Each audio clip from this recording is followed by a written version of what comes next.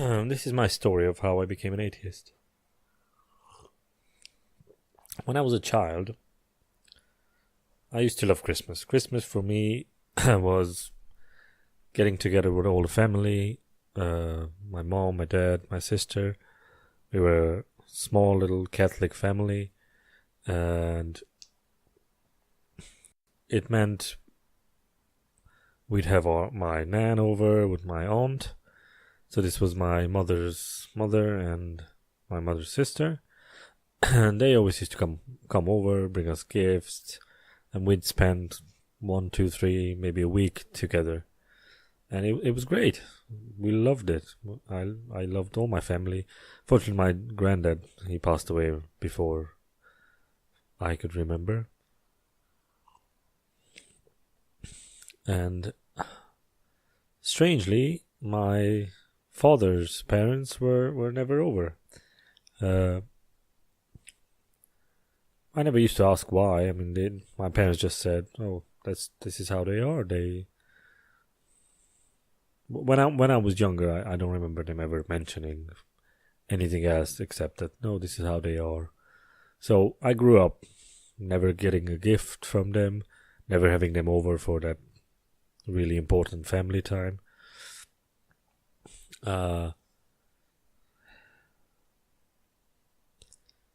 Later on, I mean, I used to be an altar boy. I used to be in church every Sunday. I knew all the prayers. I knew all the songs, all the rituals, all the things you had to say to the priest during the service, I think they call it. So when I was about, how old was I? I was about 10. I think my grandmother passed away, so my father's mother. And my grandfather, he was already quite an old man. He needed more and more help. So when I was about 15, I was asked by my parents to go help him with. He didn't need a lot of help. He just needed help with maybe shopping or take him to an appointment, or his TV might not be working, or things like that. Or he had this massager which he massaged his neck with. He'd always break that and need new batteries and everything like that. So I had a bicycle, and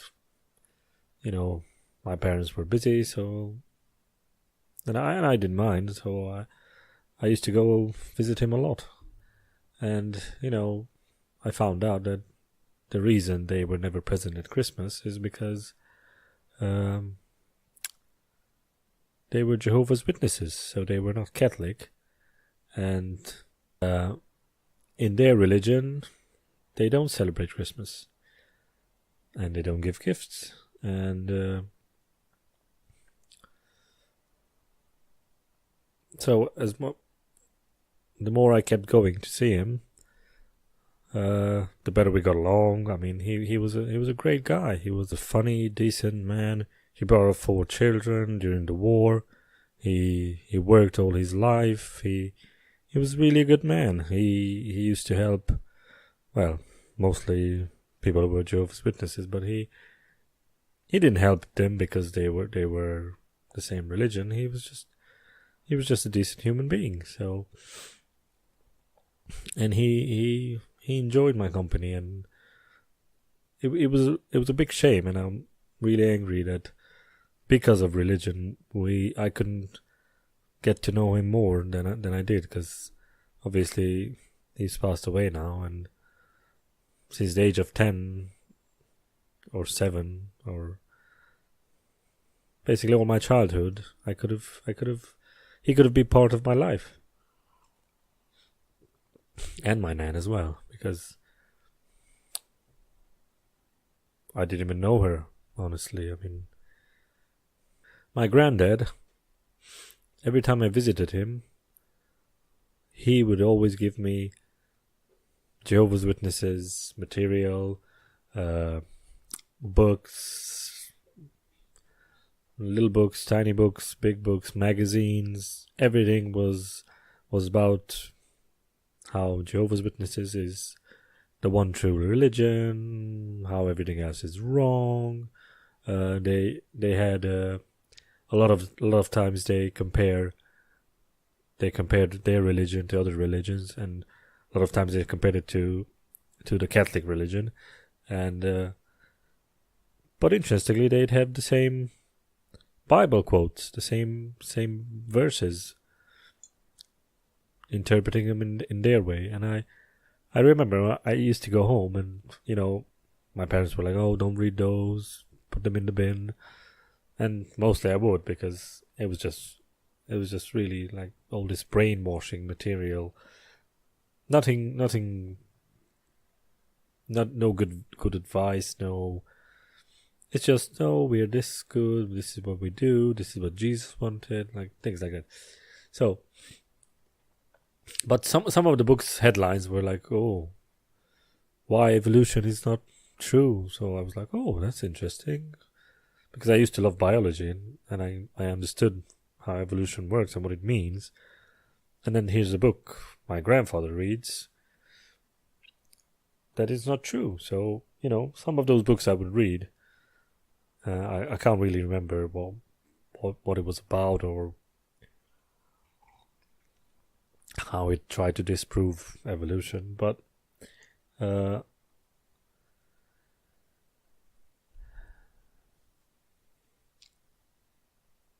so reading these materials, the ones I actually read, I noticed that they've got the same Bible verses that we have in Catholic religion. How could this be? I mean, surely it must mean just one thing. It can't be interpreted in two ways. I mean, I don't want my parents to go to hell. I mean, what if they're wrong? What if my granddad is right? And I'd read whatever they wrote about it. Then I looked it up in our Bible, which is mostly the same Bible. I looked up the same verse, and I was like, "Oh, well, the priest said," my priest, the Catholic priest said, "this means this," but they're saying this means that. And when you read the verse, you're like, "Well, it doesn't really mean anything. It can be interpreted as however you want it. It can mean,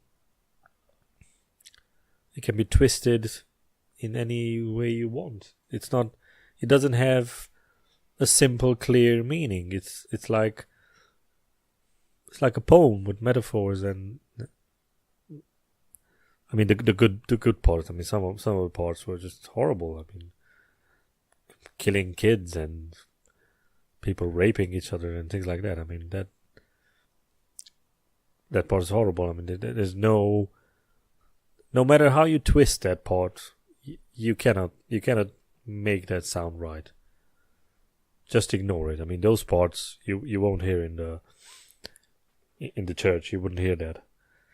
Anyway, so a couple of years after that, like when I was like 15, I started to connect the dots. So because I don't want my parents to go to hell. I don't want my granddad to go to hell. I want us all to be together. Like, how can this be? So I was like, no, there must be, one of them must be right. They can't both be right. So I really, really tried, try to find out what the truth is. Try to find God. Try to find how to be together in the afterlife, it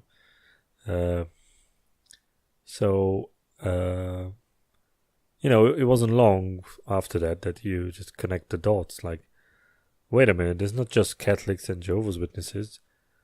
There's a whole bunch of other religions.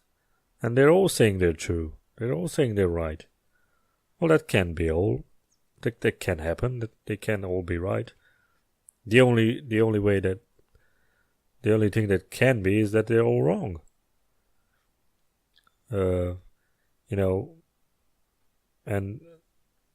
And then obviously later on reading people like Richard Dawkins and Christopher Hitchens, like it's pretty clear that there is no need for a God. There is no reason for us to be here. There is, everyone I ask, trying to give you a reason for why they believe, because I tell all my religious friends, like, how do you know your religion is the true one? And then you get like several responses. My favorite one is, well, it's true because it says in the Bible. But how do you know the Bible is true? Well, it says in the Bible. That's not a good reason to believe it. Anyone can write anything. That doesn't mean it's true.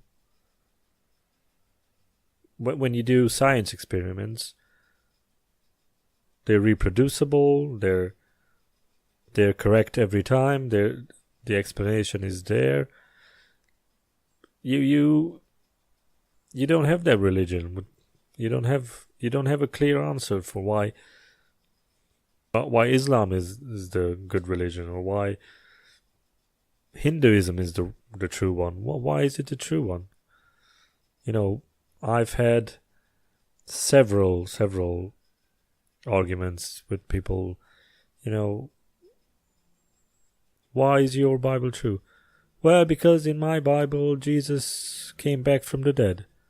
All right, so did Osiris, so did Odin. So what? These are all good stories. How do you know yours is the true one? How do you know the other one isn't true? How do you know the other one is false? Because they say, no, all the other ones are false because it says so in my Bible. Well, if I were to make a religion, I'd say all the other ones are false as well. Obviously. And I would make up a God that you couldn't see, you couldn't hear, you couldn't find. Only I can speak to the God. If you want something from God, you have to speak to me. You have to pay me.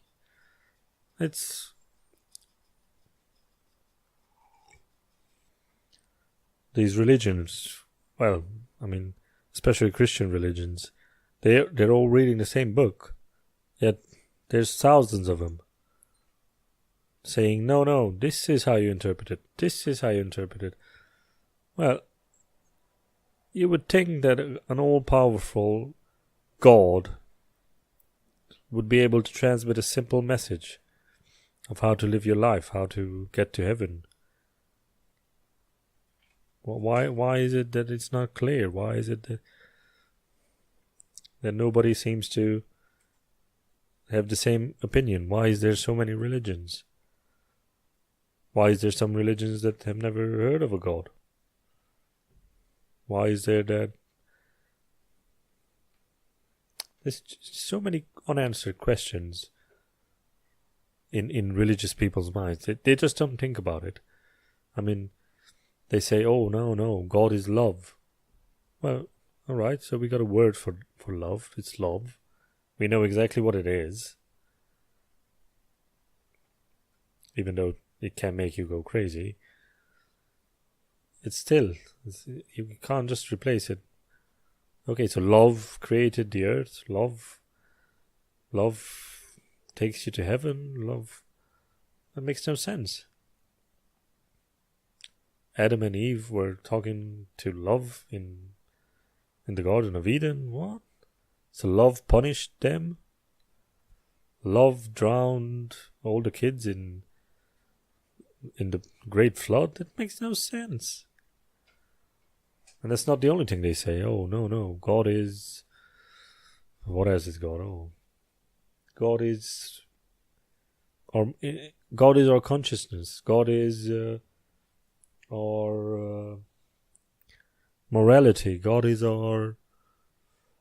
what else is it? Anything. You can just make up shit. God is this phone. God is this coffee. The other one, God is the universe. What does that mean? We already have a word for it. It's called the universe. We know what it is. We know what it contains. Why does that have to have attributes like jealousy and forgiveness? Like, well, why does the universe forgive anything? Why does it? So Adam and Eve were talking to the universe? Like, what? The universe wanted you to chop your foreskin off? Like, that makes no sense. Not to mention the whole stupidity that they ignore in the Bible, like, and the amount of cherry picking, like, it's amazing. The prophecies, that's the other thing they say. Oh my God, prophecies. Oh, the Bible prophesizes that Jesus is going to be born, and he was, let me just look it up. Like, one big fail in prophecies. One of my friends who was really religious said this. My mind just stopped. Like, what? How can you say this? So apparently, big prophecy in the Bible is a lady meets Jesus, and she says, "Oh, there was a prophecy that you were going to be here." That's not a prophecy. Prophecy should be precise, specific, time and date. That would be a prophecy. I mean, anything's going to happen if you give it enough time. Like, if I say someone's going to buy some tomatoes at 5 o'clock, maybe not today, but one day someone's going to buy tomatoes at 5 o'clock. That's just bullshit. And then he says, and then you look up a verse, like, okay, so some of the prophecies, given enough time, they seem to have come through, but they can be interpreted same as anything else. But what about the prophecies that didn't come true? There's one that says 40 years after Jesus dies, the dead will be walking the earth. Well, that didn't happen, did it? So what does that mean? Does that mean the whole book is flawed? Not to mention Jesus' death. Four apostles, or whatever they were, because they weren't apostles. The four accounts that talk about Jesus' death, they're all different.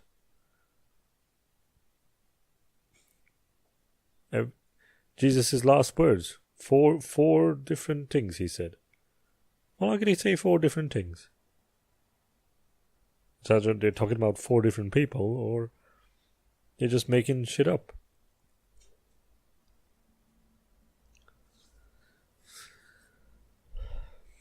So anyway, when I asked someone, someone just recently told me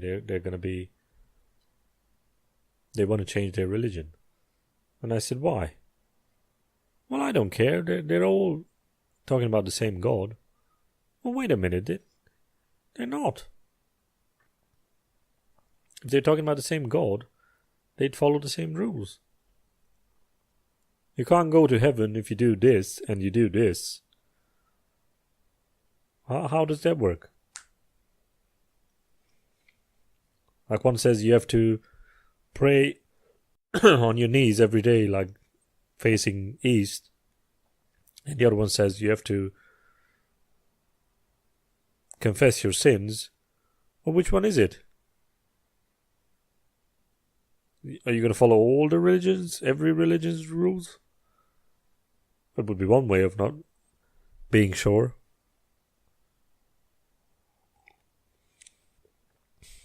Yeah. Go to church on Easter and also pray to the god of wine, or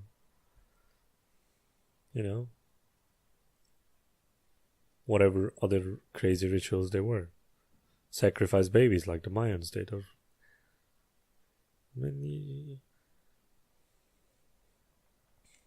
Yes, I know they're all similar. All the religions, yeah. They're all. There's a lot of similarities between them. But they can't all be true, can they? You can't say, oh, well, they're all similar, they're all talking about the same God. I'll just do my own rules.